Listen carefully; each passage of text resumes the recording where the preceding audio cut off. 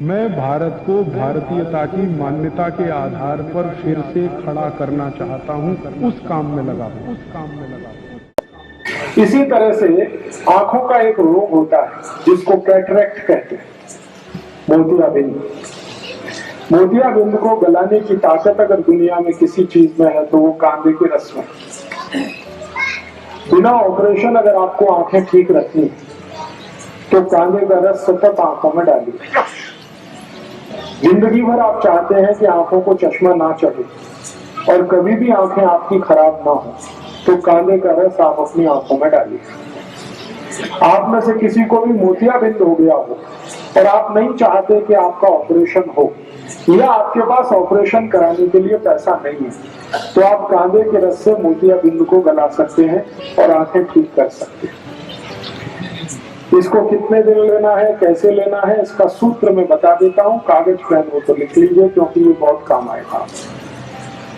1 चम्मच पांडरे कांदे का रस। देखिए, कांदा एक ही काम का है जिसको पांडरा कांदा कहते हैं। ये लाल वाला किसी काम का नहीं। औषधीय गुण जो है वो सफेद प्याज में ही है, पांडरे कांदे में ही है। लाल वाले में कोई औषधीय गुण नहीं है।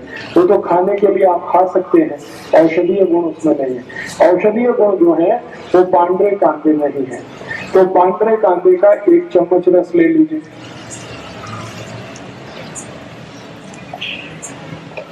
एक चम्मच इसमें नींबू का रस मिला दीजिए।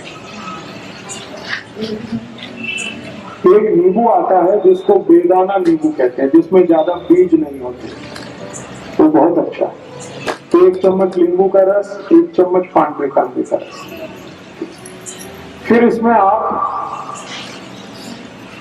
मध मिला दीजिए, लगभग 3 से 4 चम्मच मध।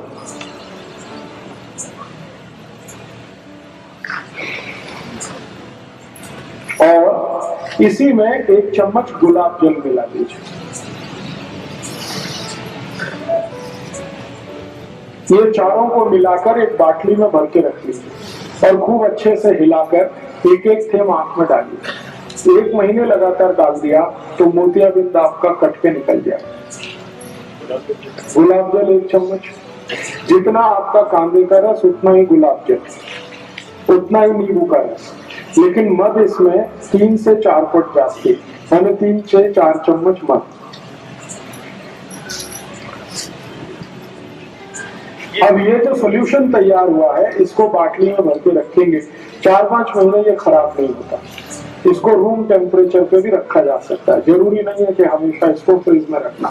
खाली सीधे रूम टेम्परेचर पे रख के रात में सोते समय 1-1, 2-2 थेम आंख में डालते रहिए। 1-1.25 महीने के बाद आपका मोतियाबिंद खत्म कर देगा। और एक बीमारी है आंखों की जिसको ग्लूकोमा कहते हैं। ग्लूकोमा माने काला पानी, आंखों में हमेशा काला काला दिखता है और कुछ दिखता ही नहीं। उनकी भी ये सबसे अच्छी औषध है। और एक बीमारी है आंखों में जिसको रेटिनल डिटैचमेंट कहते हैं। आंखों का ये जो रेटिनल पर्दा है ना, ये खिंच जाता है आगे या पीछे, उसमें भी ये सबसे अच्छा काम आता है।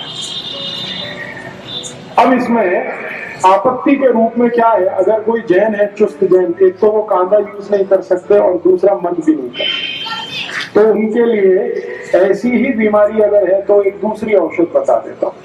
जो कांदा यूज नहीं करते और जो मध भी यूज नहीं करते, उनके लिए बहुत अच्छी औषध इसी बीमारी में, जिनको कैटरेक्ट है, ग्लूकोमा है, रेटिनल डिटैचमेंट है, उसकी औषध का नाम है गाय का मूत्र, गोमूत्र। गाय का मूत्र इकट्ठा कर लीजिए किसी बाटली और उसको रख लीजिए। इसी को 1-1 थेम आंख में डालना, बस सीधे सीधे। गाय का मूत्र, गाय माने देशी गाय, देशी गाय का मूत्र 1-1 थेम रोज रात को आंख में डालिए सोते समय। तो 1 से 1.25 महीने में ये भी आपका कैटरेक्ट ठीक कर देगा। 2-2.25 महीने में ग्लूकोमा ठीक हो जाता है और 3 महीने सतत डालें तो रेटिनल डिटैचमेंट ठीक कर देगा। 4 महीने लगातार डालेंगे तो चश्मा उतार देगा आपका। बिंदु जो है जी, वो मर्ज हो जाता है या बाहर निकलता है? मर्ज हो जाता है। वो एक्चुअली क्या है, मोतियाबिंद एक तरह से फैट है, वसा है।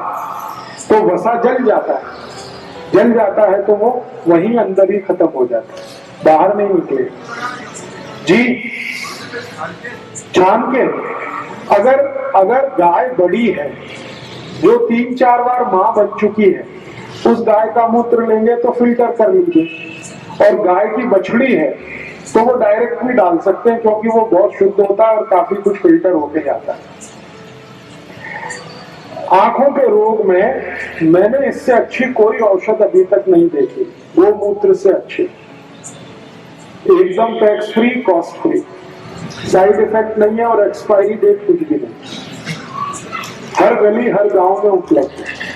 और गाय माता इतनी अद्भुत है कि वो कभी भी मूत्र देने के लिए पैसे नहीं लेते, आप डब्बा लगा दो, भर लो, लेकिन रखने का है कांच की बाटली। तो कांच की बाटली में अगर आप इसको भर के रखेंगे तो ये कभी भी खराब नहीं होता। गोमूत्र 10 साल, 15 साल, 20 साल, 40 साल तक सुरक्षित रखता रहता है, तो उसमें कभी भी जंतु नहीं पड़ता।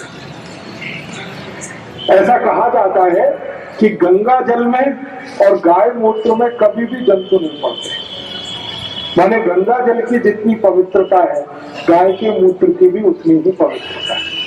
तो इस गोमूत्र का आप भरपूर इस्तेमाल करिए।